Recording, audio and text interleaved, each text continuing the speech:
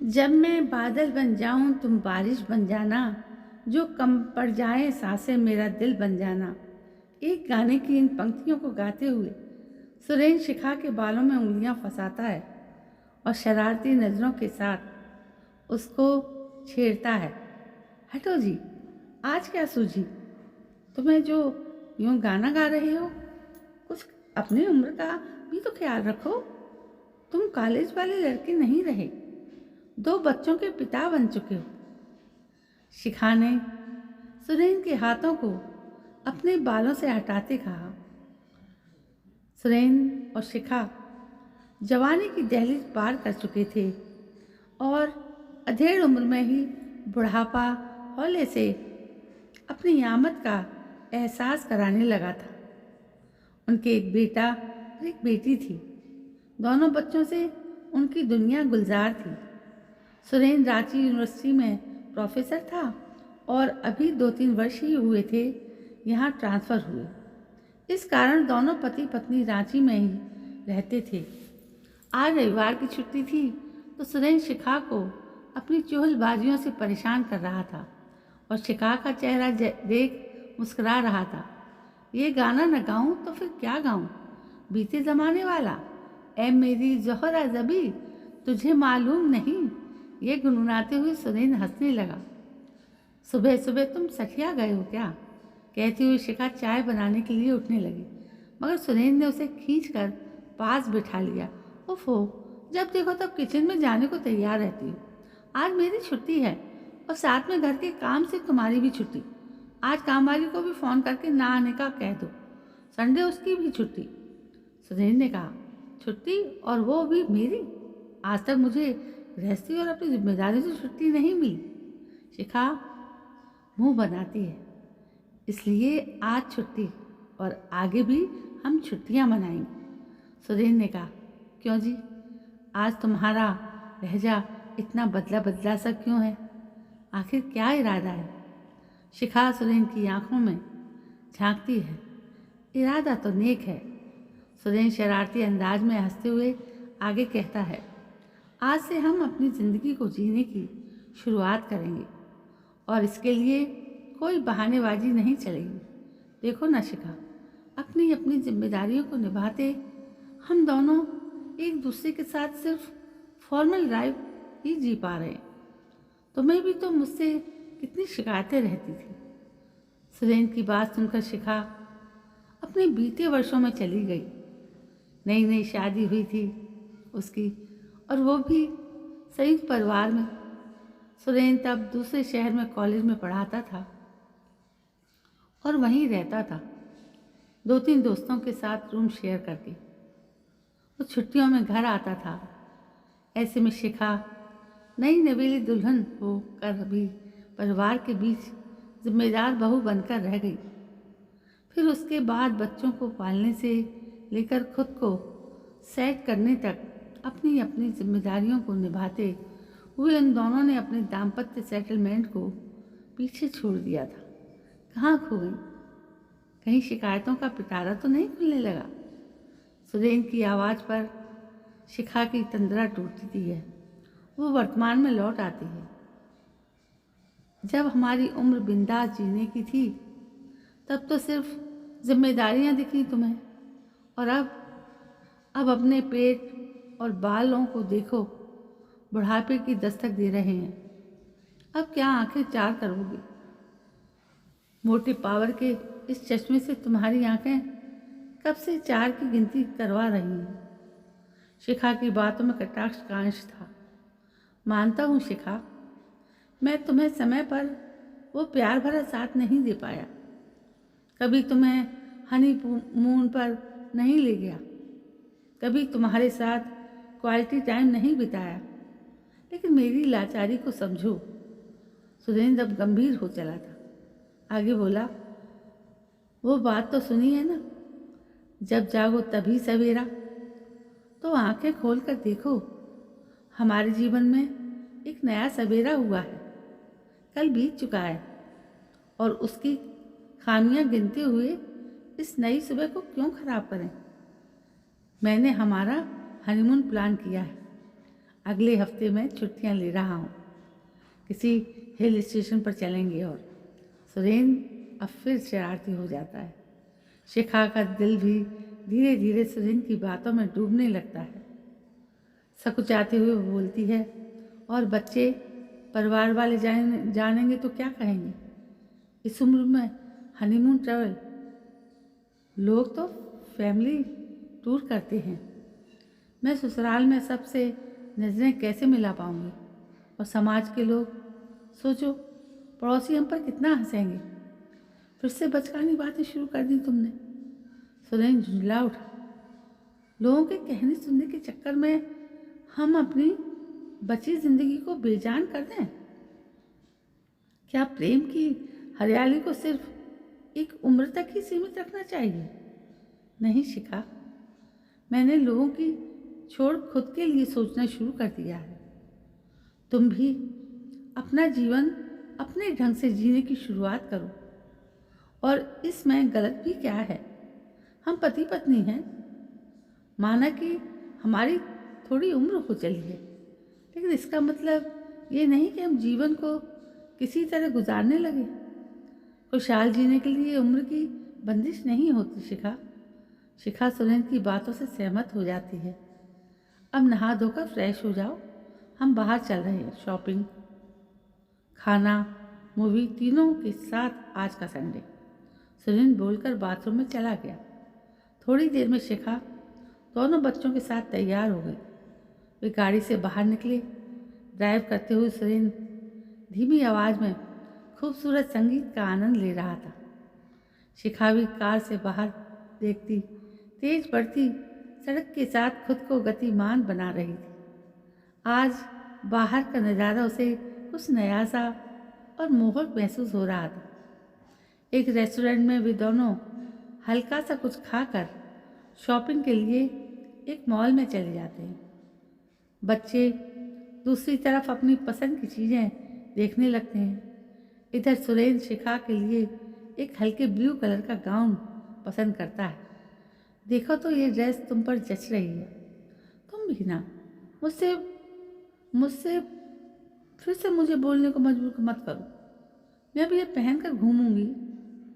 शिखा ने आंखें दिखाते हुए कहा, अच्छा चलो, नाराज मत होना। कुछ नए अच्छे कपड़े पसंद कर लो बाहर ले जाने के लिए।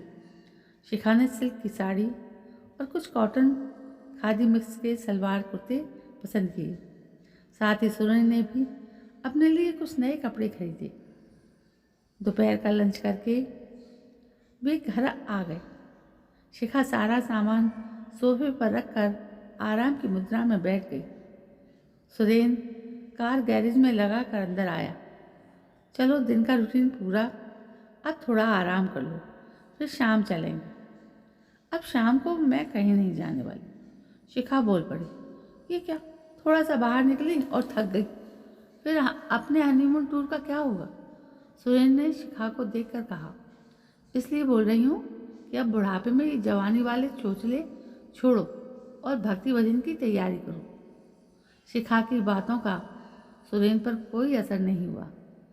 हालांकि शाम में सुरेन की मर्जी ना चली और शिखा की बात उसे माननी पड़ी।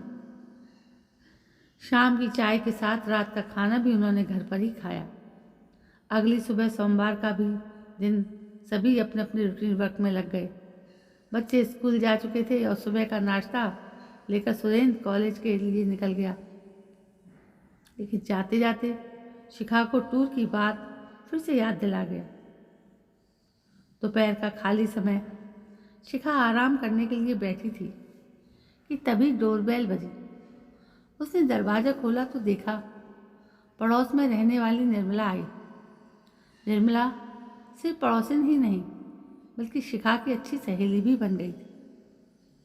खुशियों के पल या दुख के भारी दिन ये दोनों एक दूसरे से साझा करती थी। आओ निर्मला, बैठो। 5 दिनों से तुम दिखी नहीं तो मैं समझी कि तुम मुझसे रूठ गई हो। तुम्हें फ़ोन भी लगाया लेकिन कनेक्ट नहीं हुआ। निर्मला को सोफे पर बैठने का इशारा करते हुए शिखा ने कहा, क्या बताऊं शिखा, कुछ दिनों के लिए गांव चली गई थी। गांव में मेरे पति के बचपन के घनिष्ठ मित्र हैं। अचानक उनकी पत्नी के मर जाने की सूचना मिली, जिसके बाद हम दोनों वहाँ चले गए। निर्मला ने बताया। मगर कैसे? कुछ तो हुआ होगा, पहले से कोई बीमारी या किसी प्रकार की दुर्घटना? शिखा ने आश्चर्य से कहा। अरे नहीं, हार्ट अटैक हुआ था। समय की बलवान थी कि सुहागिन के जोड़े में संसार से विदा हुई। उसके पति का तो रो रो के बुरा हाल था। कहते हुए निर्मला के चेहरे पर थोड़े दुख के भाव उभर आए। पत्नी के जाने से अब उस व्यक्ति के जीवन में निराशा और दुख के बादल ही भरे रहेंगे। शिखा ने दुखी महसूस होते हुए कहा। ऐसा क्यों होगा भला? यदि वे चाहें तो आगे के बचे पल को सामान्य बनाकर जी सकते हैं।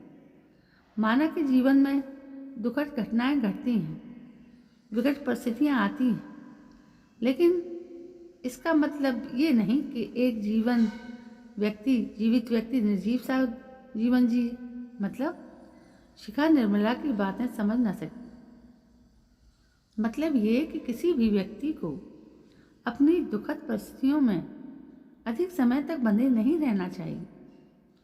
बंधे रहने का मतलब जीवन वो हताश और निराश रहेगा, वो जीवन को सलीके से जी नहीं पाएगा। फिर इसका दोष देगा समय पर और प्रकृति पर कि उसे ऐसी जिंदगी क्यों मिली। निर्मला बोले जा रही थी। एक सामान्य व्यक्ति क्या चाहता है? जीवन को खुशहाल और आनंददायी बिताना, लेकिन इस अवस्था को जीने के लिए वो प्रयास नहीं करता। इंतजार करता है कि उसके जीवन में सारे सुख बैठे बिठाए मिल जाए। अरे शिखा, खुशी व्यक्ति के अंदर ही विराजमान रहती है। उसे भरपूर जीने के लिए खुशी को मन की गहराइयों से खींचकर बाहर उभारना पड़ता है। लेकिन लोग हैं इतना छोटा सा भी प्रयास नहीं करते। बात तो तुम्हारी सही लग रही है निर्मला, लेकिन कुछ चीज़ें समय से भी मिलती हैं। भला समय का लिखा कौन बदल सकता है? प्रकृति की कृपा सर्वोपरि है। तो भी ना, धार्मिक प्रवचन सुनते और पूजा अर्चना करते कुछ ज़्यादा ही आध्यात्मिक हो गई। आध्यात्मिक? आध्यात्मिक? अच्छा बता। मैं प्रकृति का ध्यान ना करती तो क्या करती? शादी के बाद सिर्फ और सिर्फ जिम्मेदारियों का केंद्र बनकर रह गई। पति का साथ तन तक और सीमित रह गया। मन तो हमारा संस्कार और कर्तव्य में उलझ कर रह गया। शिखा बीते दिनों का दुखड़ा सुनाने लगी। कब तक तुम उन्हीं पलों में खुद को समेटे रहोगी? माना कि तुम्हारा कल तुम्हारी सोच से परे था, लेकिन तुम्हारा आज खुशियों की चादर बिछाए हुए है। तुम अपनी सोच से उसे दूषित क्यों कर रही हो? शिखा निर्मला की बात को समझती जा रही थी। देख शिखा, व्यक्ति के पास प्रकृति ने जो अवस्थाएं दी हैं, उन्हें अब कितना और किस प्रकार जीना है उसके खुद के हाथ में होता है। कुछ लोग इसे जल्दी समझ लेते हैं, कुछ तमाम उम्र समझ नहीं पाते। अच्छा ज्ञानी बहना, ये भी तो बताओ कि जिसे देर सवेर इस रहस्य की समझ आ जाए, वो खुश रहने के लिए क्या करे? शिखा ने शरारत भरे अंदाज में कहा। ज़्यादा कुछ नहीं, अपने वर्तमान को देखो और उसमें निहित परिस्थितियों आज को स्वीकार करते हुए सकारात्मकता का लेवल ऊंचा कर दो। दबाना है तो नकारात्मक चीज़ें, दुख, चिंता आदि का दमन करो। जीवन में मिली छोटी छोटी खुशियों को उभारो और उसका आकार बड़ा करो। गांव पर भी भाई साहब को खुद के बाकी बचे जीवन को जीने का तरीका बता आई हूँ। निर्मला काफ़ी देर तक बैठने के बाद चली गई थी, मगर शिखा अब भी उसके शब्दों और तथ्यों को अपने अंदर महसूस कर रही थी। बातों बातों में निर्मला ने शायद शिखा के हृदय को परिवर्तित कर दिया था। अब शिखा को भी खुद पर खीज हो रही थी। कितनी बड़ी बेवकूफ़ है वो, जो बीते दिनों को पकड़कर अपना आज खराब कर रही। उसे सुरेंद्र की बात सही लगने लगी। सच है कि उन लोगों ने जिम्मेदारियों और परिस्थितियों के कारण जीवन को भरपूर नहीं जिया। उसे वो खुशियाँ नहीं मिल पाई जिनकी वो लालसा पाल रखे थे। मगर अब जबकि खुशियाँ उसके समक्ष खड़ी हैं और कह रही हैं कि आओ मुझ में समाहित हो जाओ और आइंदा जीवन का लुत्फ उठाओ, तो वो इसे ठुकरा रही। कल किसने देखा है, तो क्यों ना वो भी अपने आज को जी ले। शाम को चली थी, सुरेंद्र घर आ गया, लेकिन बीते कुछ घंटों में शिखा अब नई नवेली शिखा बन गई थी। उसमें वो अल्लड़पन और शरारतें फिर जीवंत होने लगी, जो वर्षों पहले कहीं दिल की गहराइयों में खो चुकी थी।